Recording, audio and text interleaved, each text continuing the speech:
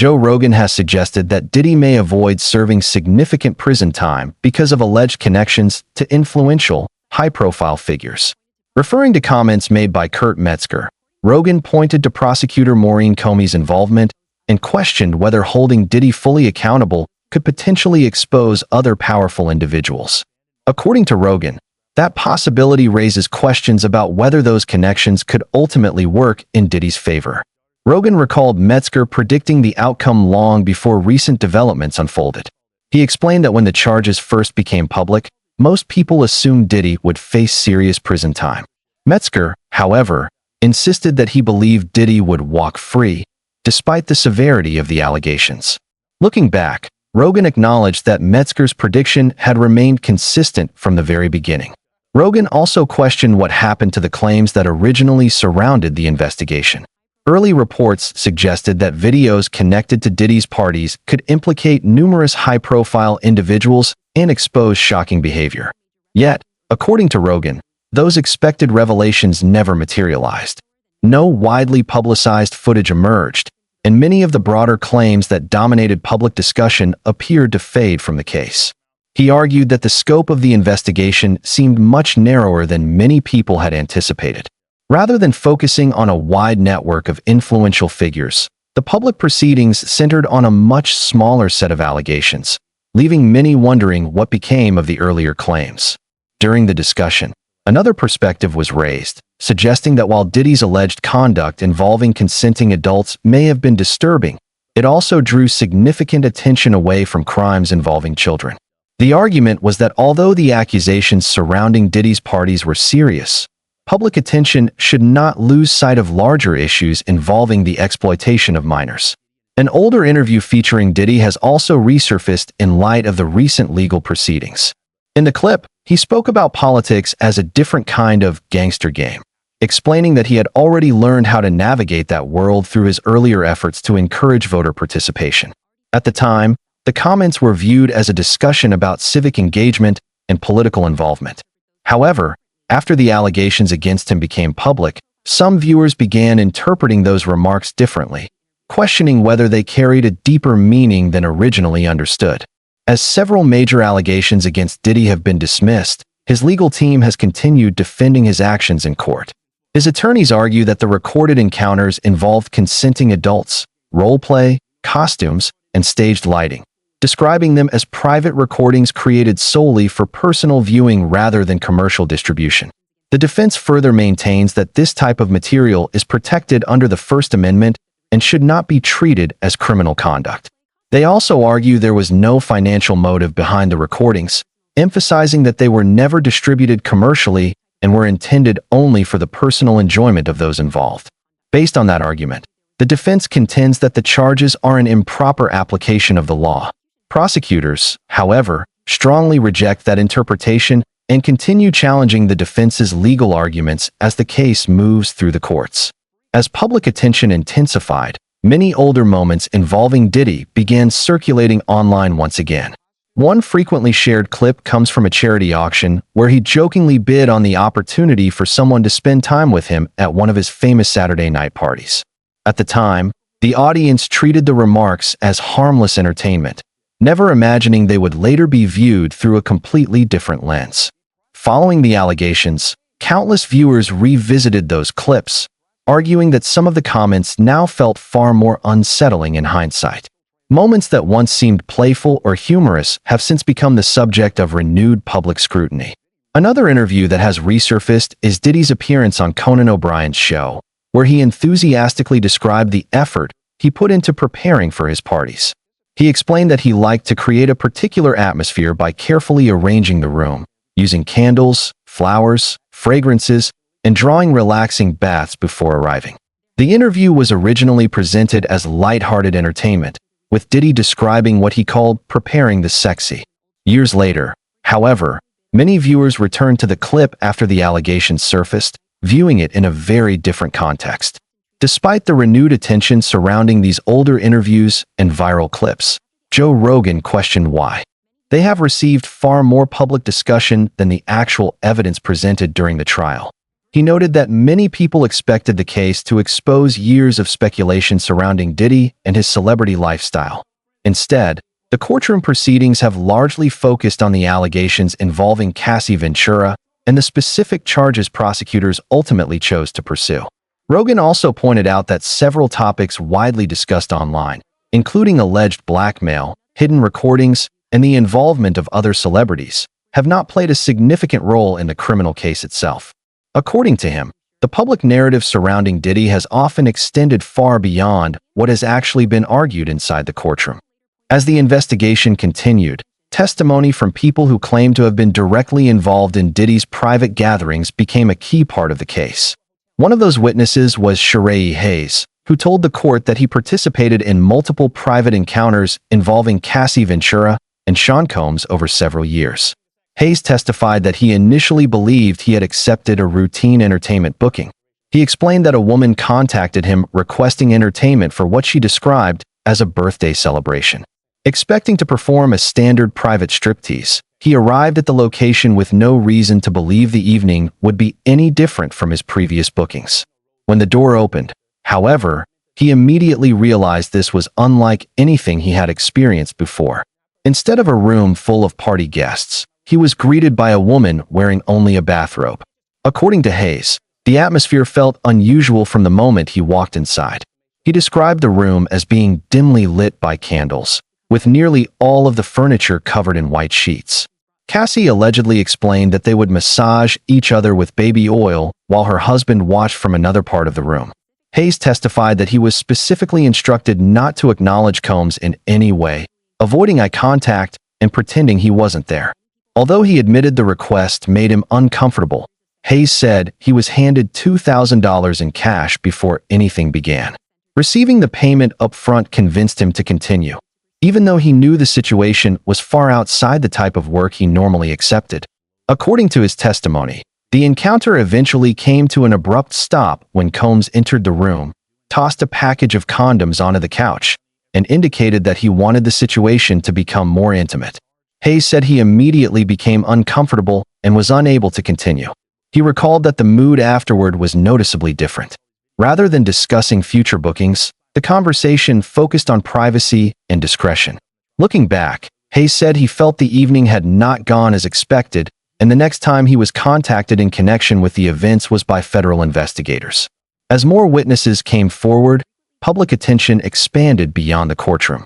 Former celebrity bodyguard Big Homie CC also spoke publicly during an interview with Piers Morgan, claiming that he believes the situation surrounding Diddy extends far beyond what has been revealed so far. During the interview, Big Homie alleged that Diddy organized exclusive parties attended by wealthy and influential people, suggesting there are still details that have not become public. He also claimed that speaking openly about the case carries significant risks and said he has personally received threats during his career. He further stated that he experienced pneumonia-like symptoms himself, a claim that attracted attention because Diddy's former partner, Kim Porter, was reported to have died from pneumonia. However, no publicly available evidence has established any connection between those events. Big Homie also addressed a lawsuit in which his name appears, maintaining that the allegations do not accurately reflect what happened. His interview quickly spread online, prompting renewed debate over how much information about the case has yet to emerge. Meanwhile, the legal battle has continued to grow as additional civil lawsuits have been filed against Diddy.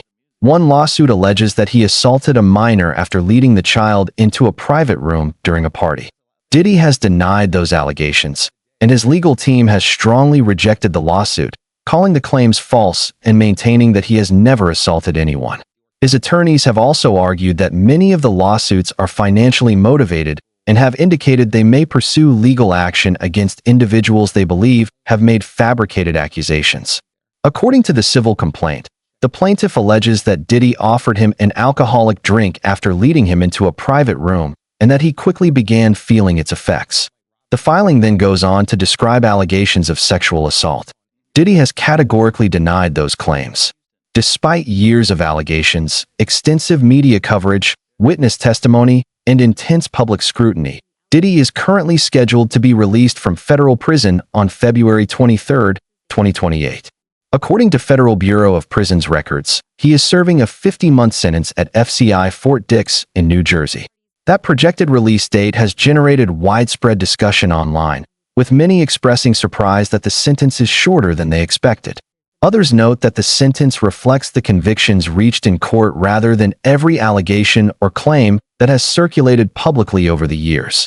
As the legal process continues and additional civil cases move through over the years, Diddy has often been seen showing affection towards several male friends and artists during public appearances. Interviews, backstage footage, and event clips have circulated online, capturing him hugging, praising, or speaking to other celebrities in ways that some viewers considered more personal than typical industry friendships. One of the most widely shared clips features Diddy interacting with rapper Meek Mill. Many people online described the exchange as unusually flirtatious, while others argued it simply reflected his outgoing personality. Following the allegations and ongoing legal controversy, however, many of those interactions have been re-examined and interpreted differently by the public. Joe Rogan has also spoken more broadly about the music industry and the number of major scandals it has faced over the years. He referenced the R. Kelly case as an example of how shocking allegations involving prominent entertainers have surfaced before. According to Rogan, these cases serve as reminders that fame and success do not place anyone above accountability. At the same time, he stressed the importance of separating public opinion from the legal process. In his view, accusations and speculation should not automatically be treated as established facts, since courtroom evidence and public perception are often very different. The conversation then shifted to the history of the rap industry and the environment many artists faced during its early years. Rogan explained that performers often couldn't simply book a venue and expect everything to go smoothly. In many cities, local clubs were reportedly controlled by powerful figures connected to organized crime or drug operations, forcing artists to navigate situations that extended far beyond music. This, he explained, is where the idea of checking in originated. Before performing in certain cities, artists would reportedly contact influential local figures to ensure there would be no problems during their visit. According to Rogan, the practice wasn't about promotion, it was about personal safety. Failing to check in could leave artists vulnerable to robbery, intimidation, or other dangerous situations. After Diddy's arrest and the growing attention surrounding the allegations connected to his parties, more individuals began publicly sharing experiences they claimed to have had with him. Among them was singer and content creator Tana, who described attending one of Diddy's after-parties while pursuing a career in the music industry. She said she entered the party feeling excited but also nervous, believing she might finally have an opportunity to advance her career. However, almost immediately, she sensed that something felt off. She described the atmosphere as intense, with loud music, people walking around naked, and an overwhelming feeling she couldn't quite explain. According to Tana, the excitement she initially felt quickly turned into discomfort. She recalled seeing behavior she considered unusual, including people skinny dipping and guests engaging in conduct that made her increasingly uneasy. While she emphasized that she doesn't judge people based on their identity or lifestyle, she said the overall environment eventually became something she no longer wanted to be associated with.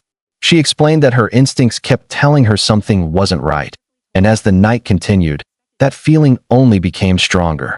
Looking back, she believes those first impressions were warning signs that convinced her to distance herself from what she was witnessing.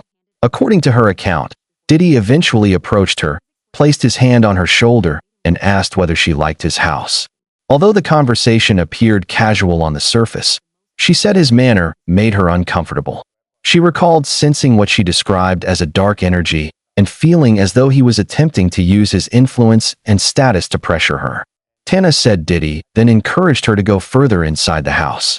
She claimed she noticed people watching her as the interaction unfolded, making the situation feel even more intimidating. At that moment, she said she trusted her instincts and chose not to follow what she believed was being implied. Since Diddy's arrest and the federal investigation, Tana's interview has gained millions of views as audiences continue revisiting first-hand accounts from people who say they attended his parties. Her story has become one of many personal accounts that have fueled ongoing public discussion surrounding the case. According to Tana, She arrived expecting a typical celebrity afterparty, but the atmosphere quickly felt different from what she had imagined. She recalled feeling both excited and uneasy as she entered, saying her instincts immediately told her something wasn't right. As the night went on, she described witnessing behavior she considered unusual, leaving her increasingly uncomfortable. She also claimed that Diddy approached her personally, placed a hand on her shoulder, asked whether she liked his house, and encouraged her to go further inside. According to her, the interaction carried an unsettling feeling, and she chose not to follow what she believed was being implied. Since Diddy's arrest and the federal investigation, her interview has attracted millions of views as people revisit first-hand accounts connected to his parties. Hayes later testified that he participated in several private gatherings involving Cassie Ventura and Sean Combs over the course of a few years. During his appearance in court, he described what he personally experienced and explained that he had initially believed the booking was just another routine entertainment job. He said a woman contacted him requesting entertainment for what she described as a birthday celebration. Arriving with the expectation of performing a standard private striptease, he was surprised when the door opened to a woman wearing only a bathrobe. He immediately realized the situation was unlike any event he had previously attended. According to Hayes, he was carefully instructed on exactly what his role would be before anything began. He testified that the directions were unlike anything he had encountered in his line of work and made him realize this was far from a typical private event. He also stated that he was handed a large amount of cash up front, something that reinforced how unusual the booking was. When he entered the room, he noticed it was dimly lit with candles and that nearly all the furniture had been covered with sheets. He testified that Cassie explained they were supposed to massage each other with baby oil while her husband watched from a distance. She allegedly instructed him not to acknowledge Combs in any way, avoiding eye contact or any interaction throughout the encounter. Hayes admitted the request made him uncomfortable, but after being handed $2,000 in cash, he agreed to continue. He described the assignment as one of the most unusual jobs he had ever accepted, explaining that the payment and the circumstances convinced him to go through with it despite his reservations. According to his testimony, Combs eventually stepped into the room and tossed a package of condoms onto the couch while indicating that he was ready to watch. Hayes said that moment made him too uncomfortable to continue, and the session came to an end shortly afterward. He recalled that the tone afterward was noticeably different from previous encounters. Rather than discussing meeting again in the future, he said the conversation focused on privacy and discretion. Looking back, he felt the situation hadn't gone as expected, and the next time he became involved in anything related to the case was when federal investigators contacted him for an interview. As the investigation has continued, more individuals connected to Diddy's past have spoken publicly about their experiences. One of the most widely discussed interviews featured former celebrity bodyguard Big Homie CC during an appearance on Piers Morgan's program. During the interview, Big Homie claimed he believes the situation extends far beyond what has been made public. He described Diddy as someone who allegedly organized exclusive gatherings attended by wealthy and influential people, suggesting that many details have yet to emerge. He also claimed that speaking publicly about the case comes with significant risks and said he had personally received threats during his career. Big Homie further stated that he experienced pneumonia-like symptoms himself, a claim that drew attention because Diddy's former partner, Kim Porter, was reported to have died from pneumonia. However, no public evidence has established any connection between those events. He also addressed a lawsuit in which his name appears, arguing that the allegations do not accurately represent what happened. His interview has fueled widespread online debate, with many viewers questioning how much more information could still emerge as the investigation continues. As additional civil lawsuits continue to be filed against Diddy, the legal battle has expanded beyond the criminal proceedings into a broader dispute over credibility. One lawsuit alleges that Diddy assaulted a minor after inviting him into a private room during a party. Diddy has denied the allegations, and his legal team has strongly rejected the claims, calling them false and maintaining that he has never assaulted anyone. His attorneys have also argued that,